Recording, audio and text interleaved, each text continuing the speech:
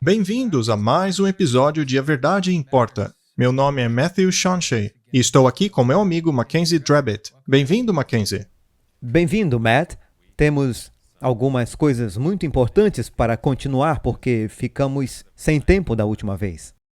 Provavelmente não vai dar tempo nesse também, mas o importante é que nós passamos de uma fronteira. Quando você analisa tudo o que já dissemos aqui a respeito de sociedades secretas do mundo, Fórum Econômico Mundial e alguns dos outros grandes jogadores, chegando até mesmo ao papado, agora nós estamos chegando num ponto em que a maioria das pessoas não vão mais gostar de nós pelo que vamos dizer.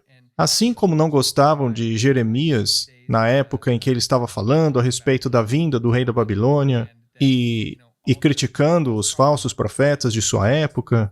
Bem, nós estamos entrando nesse tipo de território agora. Mas veja, nem por um momento pense que estamos nos chamando de profetas aqui.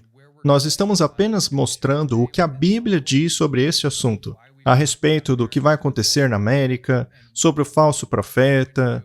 Nós cruzamos essa fronteira e queremos continuar sendo diligentes em servir os nossos irmãos e irmãs ao dar essa informação a eles. Portanto, esses programas podem se tornar uma série a respeito desse tópico. Esse daqui é o número 2, e sabemos que há pelo menos mais um episódio sobre este assunto. Você e eu concluímos que é importante darmos o maior número de detalhes possível, uma vez que hoje em dia há tanta especulação, tanto no mundo secular quanto no mundo cristão, a respeito de assuntos como o falso profeta e a imagem da besta, a marca da besta. Existem centenas de interpretações sobre essas coisas, dependendo da fonte que você escuta. Então, queremos dedicar algum tempo para mostrar a vocês o porquê nós adotamos esta interpretação profética. Tudo bem? Sim, queríamos detalhar isso porque pode não estar claro para todos, exatamente porque estamos tocando em alguns desses pontos e algumas dessas conclusões, esses símbolos significando certas coisas que queremos deixar bem claro que não estamos apenas tirando isso do chapéu, estamos apenas inventando algo, mas, na verdade, é fundamentado biblicamente e está alinhado historicamente também. E uma outra coisa que nós queremos dizer é que nós somos adventistas do sétimo dia. Em nenhum momento nós pretendemos esconder que nós somos adventistas. Nossa ideia aqui é mostrar a vocês o que os adventistas pensam ser a verdade. Eu nem era cristão quando me converti a essa igreja. Eu era um espiritualista da nova era, que aliás é uma conversa interessante para depois. Mas eu me tornei adventista por causa das coisas que eu mostrei no último programa. Eu vi que todos esses elementos faziam sentido, eles batiam com a descrição bíblica. Então, nossa intenção nesse programa é mostrar a vocês o que os adventistas do sétimo dia pensam ser a verdade. Também acreditamos que essa informação que estamos passando não é apenas a respeito daquilo que está vindo, mas o que transcorreu ao longo da história. Sim, exatamente, porque as coisas que estamos tentando compartilhar não são apenas tradições denominacionais ou teorias ou ideias, são coisas que vimos detalhadas com o que realmente estava acontecendo na história. É realmente o que acreditamos ser a verdade de acordo com a Bíblia e de acordo com o que realmente está acontecendo. Porque é muito importante que saibamos a sequência real dos eventos, porque se não entendermos a sequência, então, como Jesus falou, você será pego como um ladrão durante a noite, mas ele não quer que isso aconteça, ele quer que saibamos de antemão, e é por isso que ele nos dá todas essas coisas com antecedência em sua palavra, para que possamos estar prontos e ver, a profecia está se cumprindo, essas coisas estão realmente acontecendo. Nós estamos mostrando isso porque, caso você não acredite, pelo menos nós plantamos uma semente, talvez outras pessoas passem a acreditar. Mas o nosso maior objetivo com esse programa é levar as pessoas a Jesus Cristo, a levá-las de volta para a Bíblia. Queremos que elas abram as suas Bíblias e estudem, que tenham uma experiência pessoal com Jesus Cristo, que possam aceitar o seu sangue expiador, para que você seja salvo.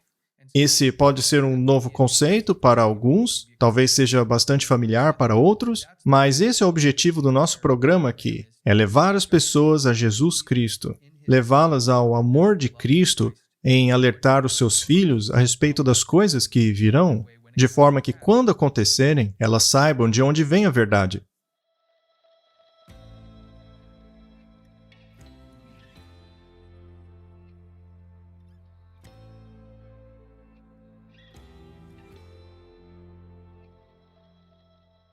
Muito bem, dando continuidade, no nosso último programa, nós dissemos que a Igreja e o Estado estão se unindo nos Estados Unidos. Também falamos um pouco sobre a história dessa união, como isso começou, quais são as implicações, e estamos indo passo a passo nesse processo. No último programa, nós falamos um pouco a respeito do falso profeta. Nós meio que o identificamos como sendo os Estados Unidos, mas a gente simplesmente disse que era ele. E hoje nós queremos dar mais detalhes a esse respeito. Vamos abrir a Bíblia e dar uma olhada no dragão, na besta e no falso profeta para vermos com bastante calma quem é esse falso profeta, quais são suas características, para constatarmos que poder vingente no mundo hoje se encaixa com elas. Isso não é simplesmente achismo. Nós temos que analisar as características. Se fala como um pato, parece um pato e nada como um pato, então é um pato. Provavelmente é como um pato. Sim. Então, nós queremos mostrar como chegamos a essa conclusão. Mostrar que não é um simples achismo. Também queremos dar uma pincelada no que esse falso profeta vai fazer para permitir que a Igreja e o Estado se unam na América, não por força militar, mas pela vontade do povo. E, para começar, vamos mostrar um vídeo a respeito do qual falamos no último episódio, mas que acabamos não mostrando. Algumas pessoas escreveram dizendo que os nossos comentários a respeito desse vídeo estavam fora de contexto. Muito bem, então hoje queremos que vocês assistam para que vocês mesmos tirem as suas próprias conclusões. Então, vamos assistir o vídeo. A razão pela qual temos tantas leis abusivas em nossa nação é porque a Igreja foi complacente a isso. A Igreja deve dirigir o governo. O governo não deve dirigir a Igreja. Essa não foi a intenção dos fundadores deste país. Eu estou farta desse lixo de separação entre Igreja e Estado. Isso não está na Constituição, estava numa carta fedorenta e não significa nada. Muito bem, Mackenzie. O que você acha das declarações dessa moça? Ela está falando numa igreja, num púlpito, dizendo que a igreja deveria dirigir o governo. Como se tira isso do contexto?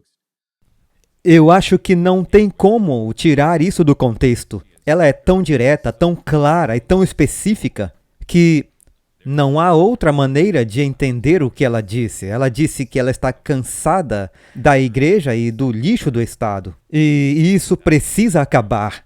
Essa coisa de igreja sobre o Estado é assim que deveria ser. Não está na Constituição. Ela é muito clara. E isso é muito proeminente nesse momento. Especialmente se eu pudesse chamar de lado conservador. Porque eles têm uma visão diferente. Agora, em nossa perspectiva, não é nem direita nem esquerda. Então não estamos promovendo a esquerda ou a direita. Porque pensamos que eles estão certos agora, há problemas de ambos os lados. Porque discordamos de alguns dos valores da esquerda, mas também discordamos da remoção dessa separação entre igreja e Estado. Porque é exatamente disso que trata a Constituição, é exatamente sob o que a América foi formada. Foi separando-se da perseguição que a igreja teve sobre as pessoas e agora, aparentemente, estamos querendo desconsiderar totalmente isso e estamos querendo ter a igreja sobre o Estado novamente. E vamos voltar direto para a Idade das Trevas e algumas pessoas sabem disso, eu acho. Outras talvez não saibam o que estão dizendo. Elas pensam, Deus, de volta ao país, isso vai ser ótimo. Mas não vai ser tão bom assim. E aí está. Sim, e há pessoas dizendo que não existe essa separação específica entre igreja e Estado em nenhum lugar, que isso seria implícito. Mas no último episódio, nós vimos muito bem por que isso foi implícito. Foi por causa da perseguição da Igreja da Inglaterra e do Papado, que estavam perseguindo o povo de Deus ao mesmo tempo. E eles fugiram de lá justamente por esse espírito de perseguição. E uma outra questão é que algumas pessoas dizem que essa coisa de união entre igreja e Estado não está acontecendo de verdade. Elas dizem que apenas nós estamos vendo isso acontecer, mas a verdade é que não é bem assim. Nós estamos vendo o Boebert e aquele outro candidato ao governo da Pensilvânia dizendo exatamente isso, assim como muitos outros republicanos proeminentes. Eles chamam isso de a nova reforma apostólica. Nós vamos mostrar esse vídeo em algum ponto. Mas todos esses poderes estão começando a dizer essas coisas. E um outro ponto é que quando Noé começou a advertir o povo sobre o dilúvio por 120 anos, nada tinha acontecido ainda. No primeiro dia da pregação dele, não tinha ninguém falando a respeito daquilo. Ninguém sabia do que ele estava falando. Então, nosso objetivo aqui é antecipar para as pessoas o quanto antes possível a respeito dessa profecia. Não queremos que todos sejam pegos de surpresa. Talvez seja a primeira vez que você esteja ouvindo falar disso. Nós queremos mesmo ser os pioneiros dessa mensagem,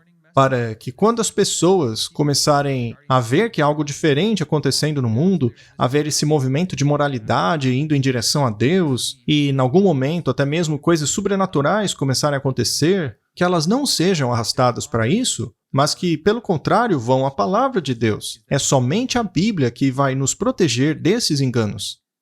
É quase como se eu pudesse usar esse termo como uma síndrome patriótica de Estocolmo, que eles colocam nas pessoas porque eles te dão algo que você não gosta e então eles dão a você a opção de escolher. Não é necessariamente a opção certa, mas parece uma boa opção comparativamente. Mas essa opção só vai levar a um caminho que você não quer se juntar. Pois é, nós podemos agradecer à Revolução Francesa por esse sistema de esquerda e direita. Satanás gosta de jogar nos dois lados da coisa. Você sabe, Mackenzie, nós não estamos em nenhum lado dessa questão. Nós simplesmente queremos mostrar para vocês o que está por trás de certas coisas. Pois a verdade é que tanto a esquerda como a direita estão trabalhando unidas por um plano maior que Satanás está conduzindo. Ao mesmo tempo, nós não estamos dizendo aqui que só queremos secularistas no governo. Também não estamos dizendo que nossos governantes deveriam ser pessoas sem compasso moral. O que estamos dizendo aqui é que a consciência de cada um não deve ser ditada por um governo dirigido por uma igreja. Esse é o X da questão. Nós somos contra a imposição de princípios, imposição de consciência e adoração.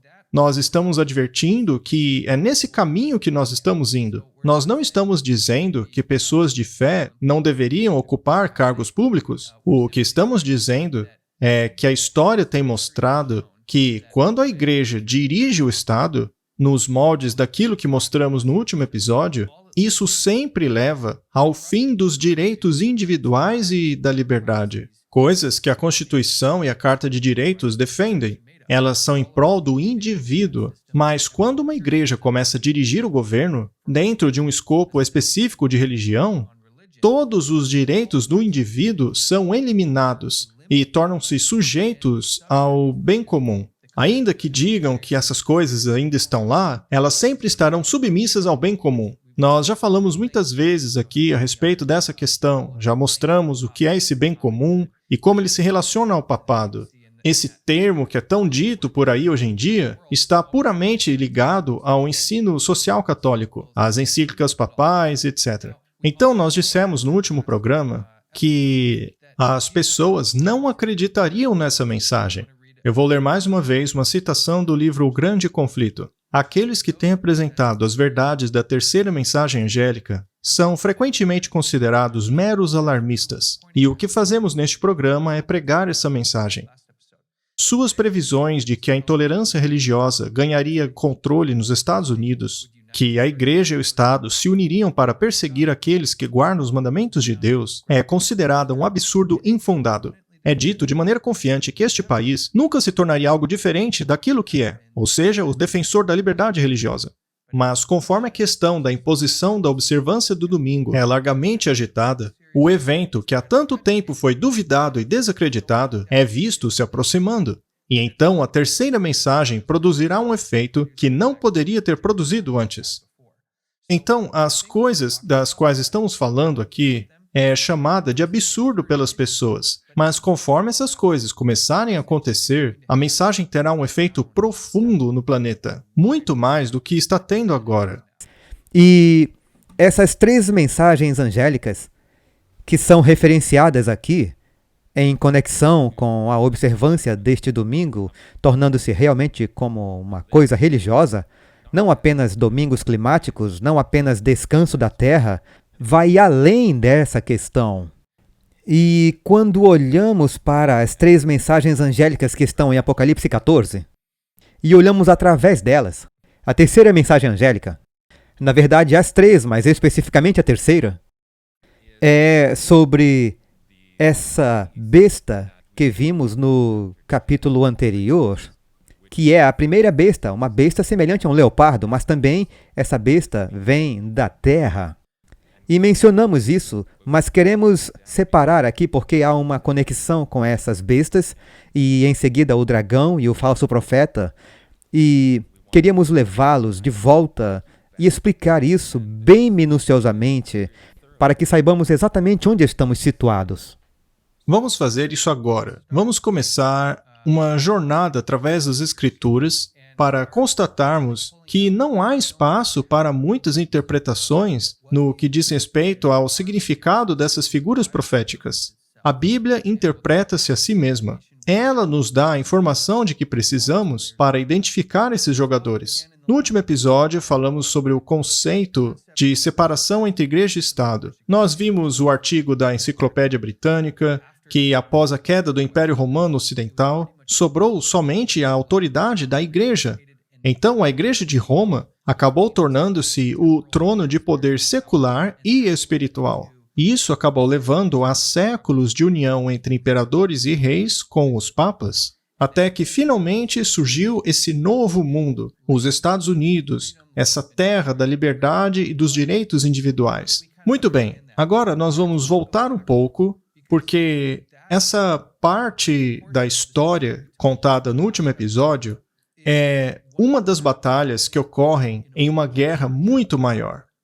Eu acho importante dizer às pessoas que quando apontamos para os Estados Unidos ou o papado, estes não são, na verdade, os maiores jogadores por trás de tudo isso. Então, nós vamos começar no livro de Gênesis e vamos ver essa guerra prometida que ocorreria ao longo da história da Terra entre essas duas figuras. Agora, antes de irmos para lá, eu só queria fazer mais uma declaração sobre o que nós estávamos dizendo. E, obviamente, ainda havia pessoas que sabiam a verdade e tinham a Bíblia. Sim, a igreja tinha o monopólio disso e eles estavam tentando doutrinar todos com seus pensamentos. Mas há uma razão para a formação da América, uma razão para o protestantismo e todas essas coisas aconteceram, é porque as pessoas viram isso. Então, ao longo da história, havia pessoas ainda que tinham a Bíblia e a verdade, mas eram apenas um grupo minoritário. E eles foram... Deus nunca teve um período em que ele não tinha pessoas que estavam seguindo sua verdade. Ele foi capaz de sustentar isso ao longo da história, durante toda a perseguição, durante a Idade das Trevas e tudo mais. E ele ainda tem pessoas que proclamam a verdade. E eu apenas quero acrescentar isso porque em todo o conceito de Idade das Trevas pode parecer muito sombrio, como se não houvesse mais ninguém, mas havia. E é por isso que estamos falando agora, para que as pessoas possam acordar e ver, ei, as coisas estão acontecendo, acorde, e as pessoas verão por que temos acesso fácil agora à Bíblia e às suas verdades, e lê-las e estudar por nós mesmos. Então, assim, voltaremos ao Gênesis e começaremos lá do início. É justamente de onde deveríamos começar? Pois Gênesis e Apocalipse é uma história, é a revelação de Jesus Cristo no plano da salvação. Então vamos olhar para o capítulo 3 de Gênesis, versos 14 e 15. E o Senhor Deus disse à serpente, agora eu vou pular para o 15, e porei inimizade entre ti e a mulher, entre a tua semente e a sua semente. Esta te ferirá a cabeça da serpente, e tu lhe ferirás o calcanhar. A primeira coisa que queremos estabelecer é que este jogador com quem Deus está falando é a serpente. A maioria das pessoas já sabem que esta serpente é o diabo. Em breve nós falaremos sobre isso. Mas a questão é, quem é a mulher no verso 15? Porém, inimizade entre ti e a mulher. E vemos em várias instâncias, por exemplo, em Jeremias 6:2, Efésios 5:23, 2 Coríntios 11:2, todos esses versos apontam para o conceito-chave de que quando vemos uma mulher em profecia, significa o que, Mackenzie?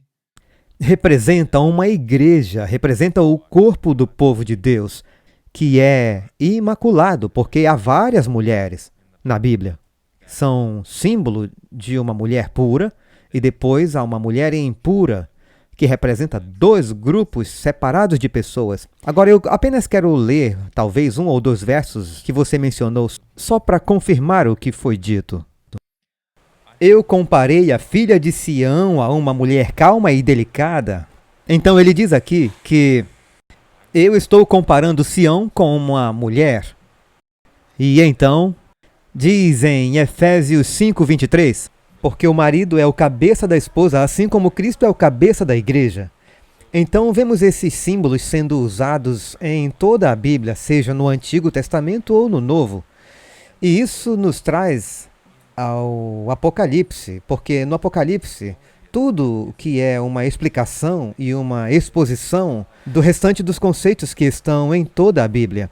Então, para entender o Apocalipse, precisamos obter nossas definições do resto da Bíblia. Então, é isso que estamos fazendo aqui. Isso nos leva ao Apocalipse.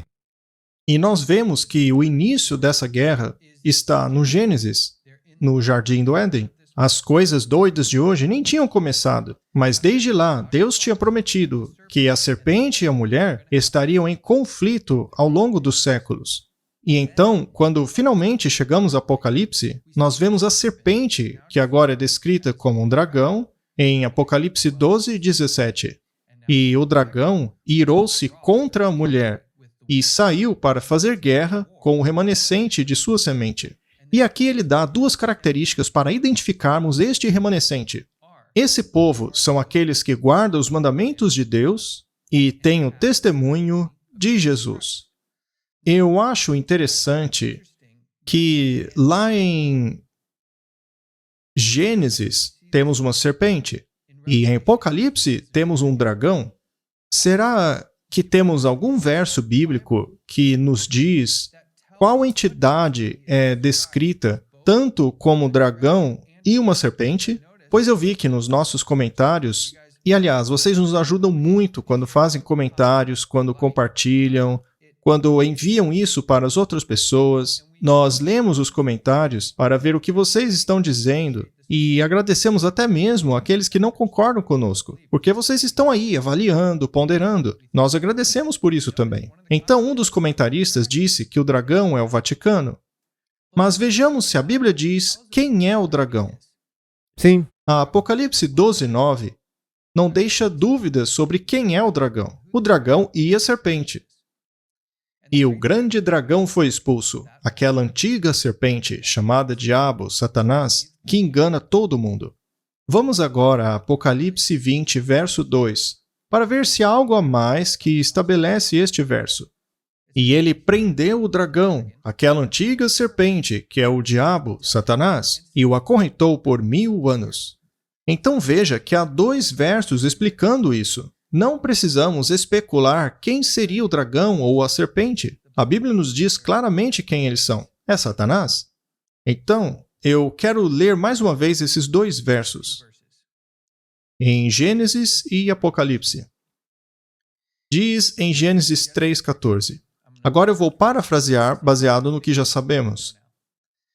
E o Senhor disse a Satanás: Eu porei inimizade entre você e a igreja, entre a sua semente, a semente de Satanás, e a semente dela, a semente da igreja. Então, não são apenas as entidades em si, mas a semente delas, os descendentes delas. Isso nos mostra que esse conflito ocorreria ao longo da história.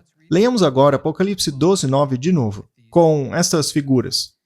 Vamos ler Apocalipse 12:17 mais uma vez. E Satanás irou-se contra a igreja, e saiu para fazer guerra com aquilo que tinha restado da igreja. E, como sabemos, quem é o restante dessa igreja? São aqueles que guardam os mandamentos de Deus e têm o testemunho de Jesus. Bem, nós não vamos entrar em detalhes quanto a isso hoje, mas se você perguntar a 100 cristãos o que é esse testemunho de Jesus, você terá 100 respostas diferentes. Mas veja, a Bíblia nos diz mais uma vez exatamente o que é esse testemunho de Jesus. Eu vou mostrar para vocês em um verso aqui. Antes de lermos esse verso, novamente, é muito importante que não colocamos nossas próprias ideias nos conceitos, pois são inversos. Portanto, lá diz que ele está irado com o remanescente, com a sua semente, que faz o quê? Que guarda os mandamentos de Deus. E não diz menos um ou menos diz todos os mandamentos de Deus. E que tem o testemunho de Jesus. Agora, se você não estudar, você pode pensar, isso significa amar a Jesus. Mas não é realmente o que está dizendo. Então, para esclarecer, vamos para Apocalipse 19, verso 10. E isso esclarece tudo.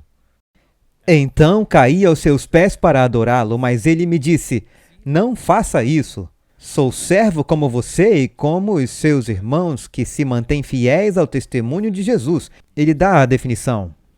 Adore a Deus, pois o testemunho de Jesus é o espírito de profecia. Portanto, este grupo de pessoas guarda os mandamentos de Deus. Além disso, eles entendem e eles têm o espírito de profecia. Isso é realmente muito crítico, especialmente quando avançamos e falamos sobre o tempo em que estamos vivendo agora. É um fator que denota quem é o povo de Deus e quem o está seguindo e quem não está. Porque se eles não entendem a profecia ou as profecias estão 80% ou 50% correta. E ainda tem todos esses intelectuais ou esses até mesmo profetas que as pessoas dizem eles tiveram uma taxa de sucesso muito alta. Como, por exemplo, mas se não for 100%, que não acertou quase nada, mas as pessoas acham que ele é fantástico. Sim, mas é preciso saber se é verdade ou não. A Bíblia não é 20% ou 50% correta. Precisamos saber que a Bíblia é 100% correta. E se nosso entendimento não funcionar, então a culpa é nossa, não da Bíblia, e precisamos ver onde erramos em nossa interpretação do que a Bíblia está tentando nos dizer. Então temos esses que guardam os mandamentos de Deus e que têm o testemunho de Jesus, que é o espírito de profecia. Estas são duas características-chave para identificarmos quem é a igreja remanescente. Sabe, quando eu estava começando a compreender a verdade, eu focava muito nessas descrições, porque eu sabia que elas me levariam ao remanescente. É dessa igreja que eu quero fazer parte. No fim das contas, não me importam as tradições, as doutrinas, eu quero a verdade. E se a verdade está lá na Bíblia, bem, a Bíblia vai te guiar para a igreja remanescente. E as duas características dadas aqui, além de muitas outras ao longo da Bíblia, mas essas duas em particular, excluem a maioria das denominações cristãs do mundo hoje. A maioria das igrejas cristãs hoje dizem que os 10 mandamentos foram pregados na cruz, sem falar que elas nem tocam na questão da profecia. Muito menos fazer um estudo detalhado procurando ensiná-las às pessoas. Isso inclui todo o livro de Daniel, todo o livro de Apocalipse.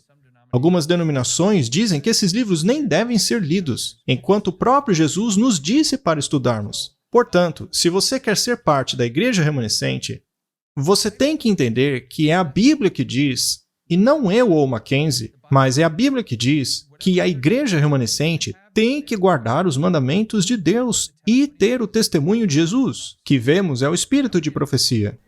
E para continuar sobre como conectar este remanescente e também conectar a mulher, se você olhar em Apocalipse 7, você tem esses termos muito semelhantes. Você tem esse grupo especial de 144 mil e diz que são virgens.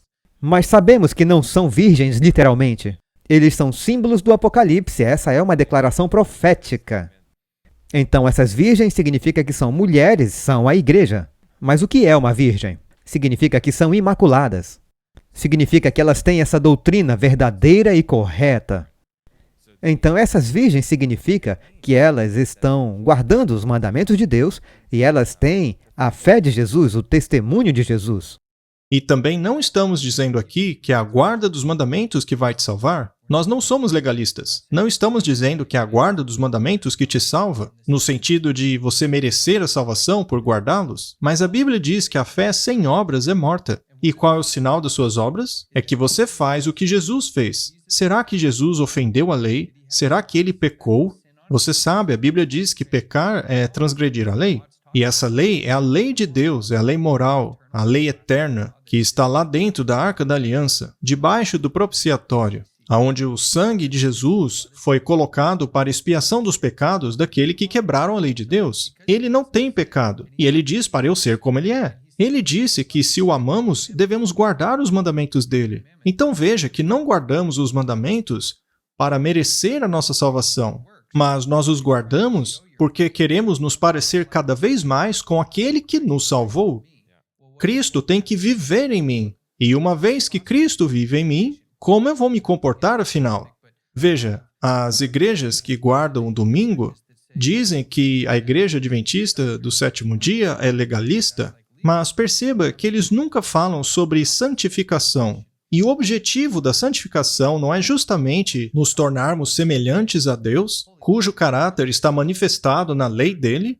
Então, no fim das contas, o que Deus quer é que sejamos como Ele. Por isso, Ele nos deu os 10 mandamentos, para que possamos comparar as nossas ações a eles e sabermos quando pecamos ou não. E como diz Paulo, sempre que cairmos, temos um advogado em Jesus Cristo. Então, Jesus não é uma licença para pecarmos, pois Jesus teve que morrer por causa do pecado.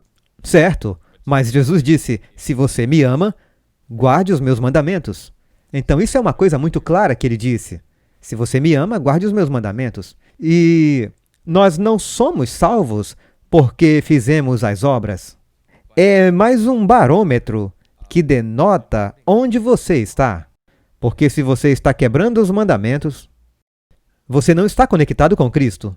Porque se você fizesse e estivesse e amasse a Cristo, então você não estaria fazendo todas essas coisas. Então, não é fazendo as ações que você muda o seu estado, é porque o seu estado mudou e o seu foco mudou que você começa a fazer as coisas certas. Então, elas são quase um exemplo de onde você está, do que algo que você está fazendo para obter outra coisa. Sim, é isso aí. Mas eu não quero parecer repetitivo, mas é a Bíblia que nos diz quais são os parâmetros da igreja remanescente. E nas próprias palavras de Jesus, a lei de Deus faz parte de sua igreja. Eu concordando com isso ou não, é o que a Bíblia diz. Então, vamos de volta ao dragão.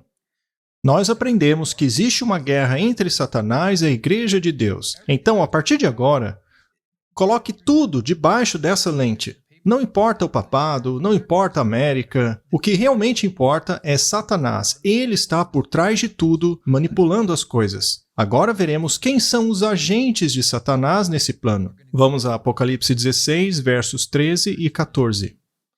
E eu vi 3 espíritos imundos como rãs saírem da boca do dragão, da boca da besta e da boca do falso profeta.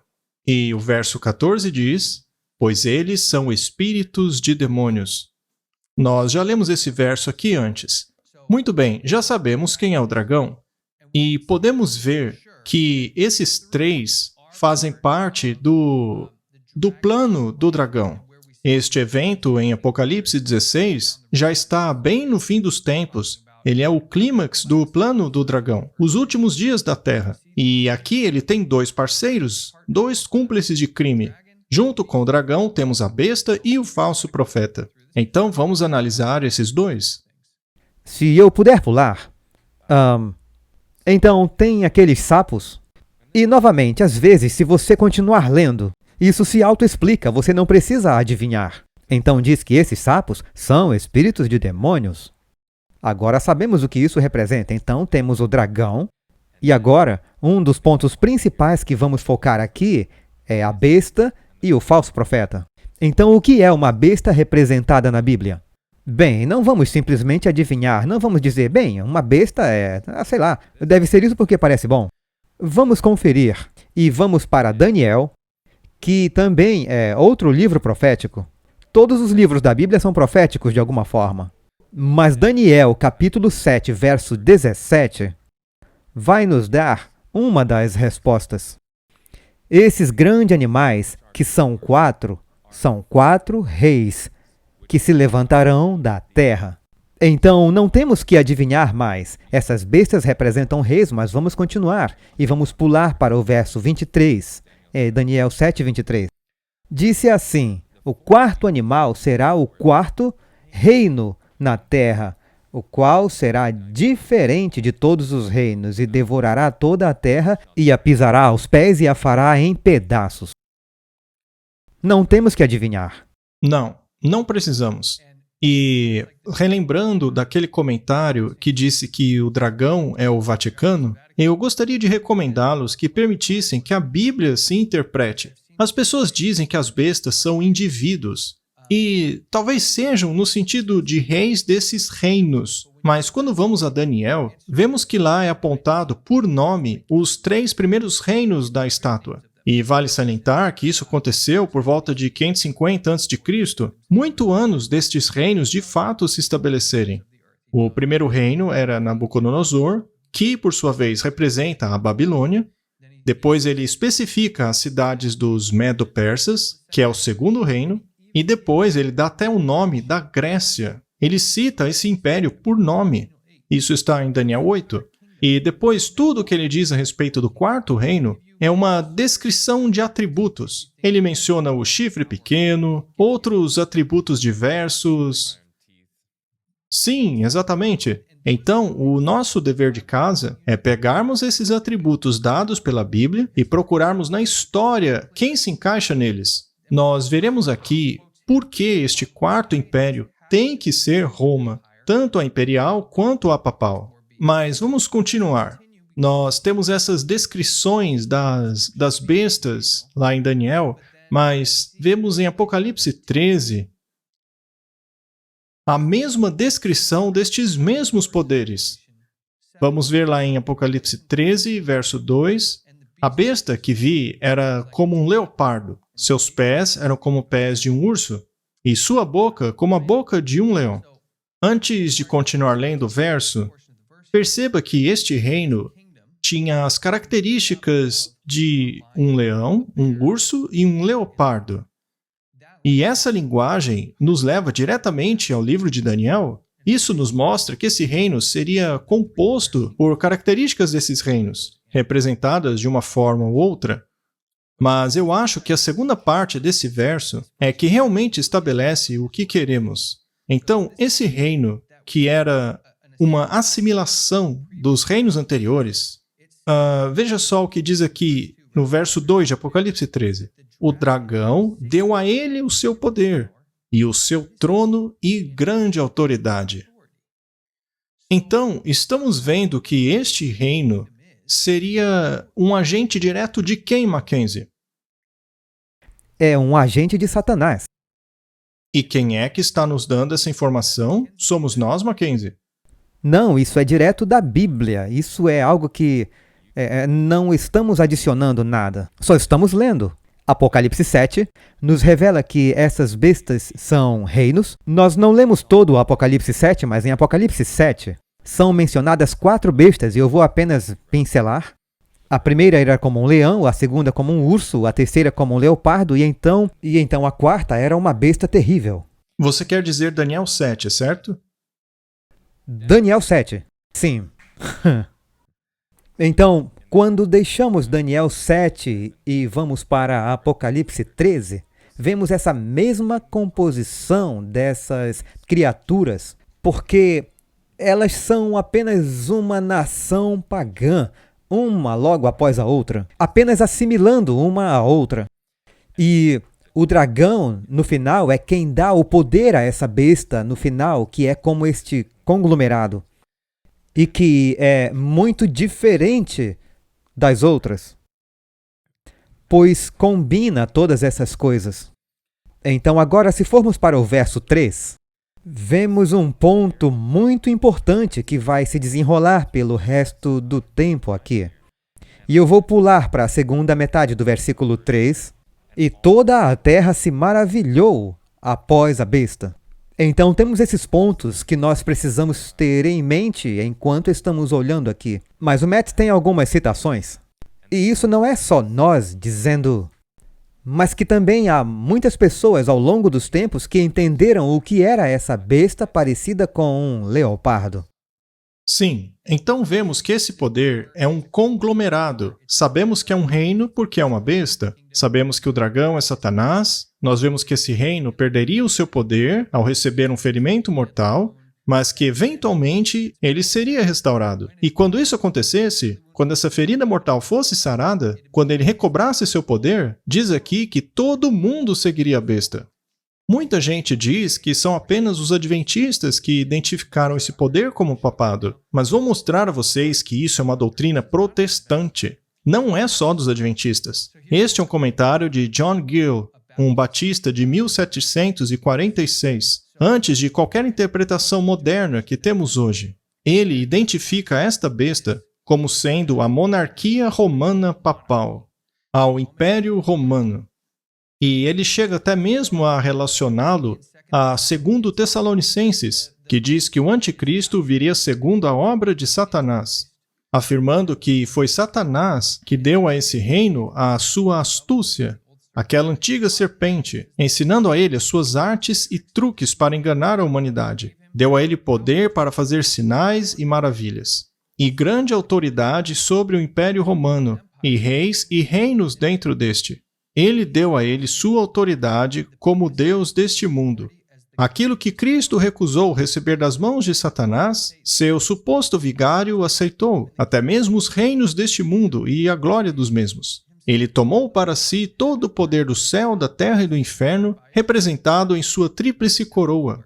Nós vamos falar sobre isso na instigação do diabo. Sendo assim, parece que ele não é o vigário de Cristo, mas o vigário do diabo. Não o sucessor de Pedro, mas o sucessor de Satanás. E este é apenas um reformador. É o John Gill, da Igreja Batista. Me permita ler outras coisas dos reformadores protestantes. Esta é uma citação de João Calvino. Algumas pessoas nos consideram muito severos e censuradores quando chamamos o pontífice romano de anticristo. Mas as palavras de Paulo em 2 Tessalonicenses não podem ser aplicadas a ninguém mais, ninguém menos do que o papado. Aqui temos outro reformador, Thomas Cranmer. Portanto, Roma é o trono do anticristo e o Papa o próprio anticristo. E posso provar isso por muitas outras escrituras, antigos escritores e fortes razões. John Knox, o Papa é o próprio anticristo, o filho da perdição de quem Paulo fala. Martinho Lutero.